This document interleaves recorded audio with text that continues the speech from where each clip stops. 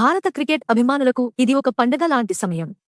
మన team India సెమీఫైనల్లో పటిష్టమైన ఇంగ్లాండ్ జట్టును మట్టికరిపించి సగర్వంగా ఫైనల్కు చేరుకుంది. అయితే ఈ విజయోత్సాహంలో ఉన్న మనకి జట్టులో కొన్ని మైనస్ పాయింట్లు స్పష్టంగా కనిపిస్తున్నాయి. ముఖ్యంగా సెమీఫైనల్ మ్యాచ్ను గమనిస్తే భారత బౌలింగ్ విభాగం చాలా స్ట్రగుల్ అవ్వడం మనందరం చూశాం. అందులోనూ మన ప్రైమ్ స్పిన్నర్ వరుణ్ చక్రవర్తిని ఇంగ్లాండ్ బ్యాటర్లు టార్గెట్ చేసి కౌంటర్ అటాక్ చేయడం ఆందోళన కలిగించే అంశం. ఈ మ్యాచ్లో వరుణ్ తన కెరీర్లోనే అత్యంత ఖరీదైన స్పెల్ వేశాడు. 4 ఓవర్లలో ఏకంగా 64 పరుగులు సమర్పించుకుని కేవలం ఒకే ఒక్క వికెట్ తీయగలిగాడు. అంటే అతని ఎకానమీ రేటు 16గా ఉంది. ఇది టీ20 ఫార్మాట్లో చాలా ఎక్కువ. అయితే ఇది కేవలం ఒక మ్యాచ్కే పరిమితమైన సమస్య కాదు. టోర్నీ ప్రారంభం నుండి పరిశీలిస్తే గ్రూప్ స్టేజ్లో వరుణ్ చక్రవర్తి అద్భుతంగా రాణించాడు. 4 మ్యాచ్ల్లో 9 వికెట్లు తీసి జట్టు విజయాల్లో కీలక పాత్ర పోషించాడు. కానీ ఎప్పుడైతే సూపర్ 8 దశ ప్రారంభమైందో అప్పటి నుండి అతని ఫామ్ గ్రాఫ్ ఒక్కసారిగా కిందకి పడిపోయింది. గత 4 మ్యాచ్లను విశ్లేషిస్తే అతను కేవలం 4 వికెట్లు మాత్రమే తీశాడు. అది కూడా 11 కంటే ఎక్కువ ఎకానమీతో పరుగులు ఇస్తున్నాడు. వరుణ్ చక్రవర్తి ఎందుకు వికెట్లు తీయలేకపోతున్నాడు మరియు పరుగులు ఎందుకు ఎక్కువగా ఇస్తున్నాడు అనే విషయానికి వస్తే ప్రధానంగా ప్రత్యర్థి జట్లు అతనిపై భారీగా హోంవర్క్ చేసి వస్తున్నాయి. సూపర్ 8 నుండి మనకి తగిలిన ప్రత్యర్థులందరూ వరుణ్ వేసే వేరియేషన్స్ మరియు అతని బౌలింగ్ శైలిని క్షుణ్ణంగా అధ్యయనం చేశారు. అతన్ని ఎలా ఎదుర్కోవాలి, ఏ బంతిని కౌంటర్ అటాక్ చేయాలి అనే విషయంలో వారు ఒక ప్లాన్తో కనిపిస్తున్నారు. దీనికి తోడు మన కెప్టెన్ సూర్యకుమార్ యాదవ్ వరుణ్ను వాడుకుంటున్న తీరు కూడా కొంతవరకు బ్యాక్ ఫైర్ అవుతోంది. సౌత్ ఆఫ్రికాతో మ్యాచ్లో 5వ ఓవర్లోనే అతన్ని బౌలింగ్కు తీసుకువచ్చారు. ఆ సమయంలో సౌత్ ఆఫ్రికా కేవలం 20 పరుగులకే 3 వికెట్లు కోల్పోయి పీకల్లోతు కష్టాల్లో ఉంది. అప్పుడు వరుణ్ ఇంకా ఒత్తిడి పెంచి వికెట్లు తీయాల్సింది పోయి తన మొదటి ఓవర్లోనే 11 పరుగులు ఇచ్చాడు. డేవిడ్ మిల్లర్ అతనికి 2 ఫోర్లు కొట్టడం మనం చూశాం. ఇక జింబాబ్వేపై కూడా 6వ ఓవర్లోనే అతనికి బౌలింగ్ ఇచ్చారు. ఆ ఓవర్ మొదటి బంతికే సిక్సర్ పడటంతో వరుణ్ వెంటనే ఒత్తిడిలోకి వెళ్లిపోయాడు. వెస్టిండీస్పై మాత్రం పవర్ ప్లే తర్వాత అంటే 9వ ఓవర్లో బౌలింగ్ ఇవ్వడంతో అతను చాలా కాన్ఫిడెంట్గా బౌలింగ్ చేసి కేవలం 3 పరుగులు ఇచ్చి వికెట్ తీశాడు. కానీ ఇంగ్లాండ్తో సెమీఫైనల్లో మళ్లీ పవర్ ప్లేలో 6వ ఓవర్ ఇచ్చారు. జాకబ్ బెథెల్ మొదటి 3 బంతులకు హ్యాట్రిక్ సిక్సర్లు కొట్టడంతో వరుణ్ లయ పూర్తిగా తప్పింది. ఆ ఓవర్లో మొత్తం 23 పరుగులు వచ్చాయి.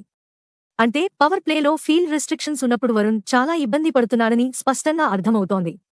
సాధారణంగా వరుణ్ చక్రవర్తి స్టంప్ టు స్టంప్ బౌలింగ్ చేస్తూ గుడ్ లెంగ్త్ ఏరియాని హిట్ చేస్తాడు.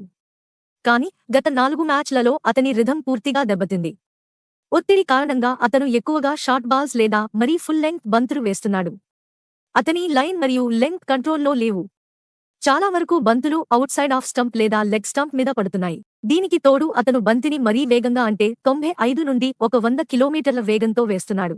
దీనివల్ల బంతి గ్రిప్ అవ్వడం లేదు మరియు అతను అనుకున్న వేరియేషన్ సరిగ్గా రావడం లేదు. బ్యాటర్లు అతన్ని కేవలం ఒక ఆఫ్ స్పిన్నర్గా పరిగణించి సులువుగా కొట్టేస్తున్నారు. తన బౌలింగ్లో ఆ బ్రేవ్ ఎఫర్ట్ మరియు కాన్ఫిడెన్స్ కనిపించడం లేదు.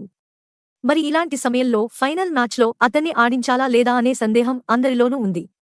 నా ఉద్దేశం ప్రకారం వరుణ్ను జట్టు నుండి తీసేయడం కంటే అతన్ని సరిగ్గా యూటిలైజ్ చేసుకోవడం ముఖ్యం.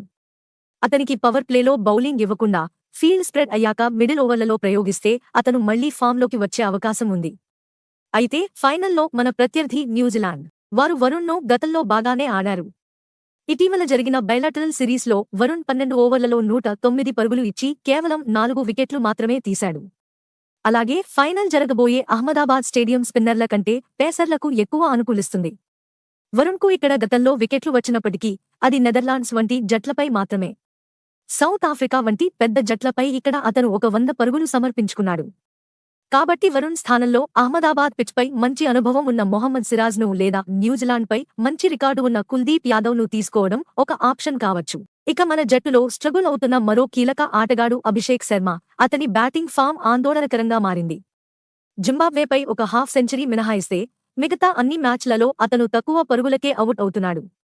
ముఖ్యంగా అతను అవుట్ అవుతున్న విధానం చాలా డిసపాయింట్ చేస్తోంది. బాధ్యతారాహిత్యమైన షాట్లు ఆడుతూ వికెట్ పారేసుకుంటున్నాడు. అతని బ్యాటింగ్లో ఒక రకమైన లేజీనెస్ మరియు లాక్ ఆఫ్ టెంపరామెంట్ కనిపిస్తోంది. ఒక ఓవర్లో మంచి పరుగులు వచ్చినప్పటికీ మళ్లీ రిస్క్ తీసుకుని అనవసరమైన షాట్లు ఆడి అవుట్ అవుతున్నాడు. అయితే టీమ్ మేనేజ్మెంట్ మాత్రం అతనిపై ఇంకా నమ్మకం పెట్టుకుంది. సంజూ శాంసన్ కూడా అభిషేక్ శర్మను బ్యాక్ చేస్తూ మాట్లాడటం మనం చూశాం. 2024 వరల్డ్ కప్ ఫైనల్లో విరాట్ కోహ్లీ కూడా టోర్నీ మొత్తం ఫెయిల్ అయినప్పటికీ ఫైనల్ మ్యాచ్లో కీలక ఇన్నింగ్స్ ఆడి జట్టును గెలిపించారు. అభిషేక్ శర్మ కూడా ఫైనల్లో అలాగే చెలరేగుతాడని మేనేజ్మెంట్ ఆశిస్తోంది. ఒకవేళ అభిషేక్ను పక్కన పెట్టాలని అనుకుంటే రింకు సింగ్ ఒక మంచి ఆప్షన్ అవుతాడు.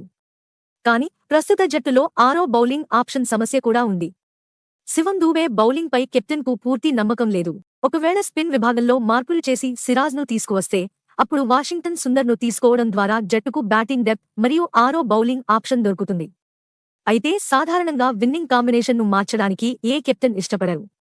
కాబట్టి ఫైనల్ మ్యాచ్లో కూడా మన జట్టు ఇదే కాంబినేషన్తో బరిలోకి దిగే అవకాశం ఉంది. కానీ కెప్టెన్ సూర్య బౌలర్లను వాడుకునే విషయంలో మరియు ఫీల్డ్ సెట్టింగ్స్ విషయంలో మరింత స్మార్ట్గా ఆలోచించాలి. ప్లానింగ్లో మార్పులు చేసుకుంటే జట్టులో మార్పులు చేయాల్సిన అవసరం ఉండదు. మన టీమిండియా సరైన ప్లాన్తో వచ్చి ఫైనల్లో అద్భుత విజయం సాధించాలని కోరుకుందాం. మరి వరుణ్ చక్రవర్తి మరియు అభిషేక్ శర్మ విషయంలో మీ అభిప్రాయం ఏంటి? వారు ఫైనల్లో రాణిస్తారా లేదా మార్పులు చేయాలా? కింద కామెంట్ చేయండి. ఈ వీడియో మీకు నచ్చితే లైక్ చేయండి మరియు షేర్ చేయండి. మరిన్ని క్రికెట్ అప్డేట్స్ కోసం మా ఛానల్ను సబ్స్క్రైబ్ చేయండి.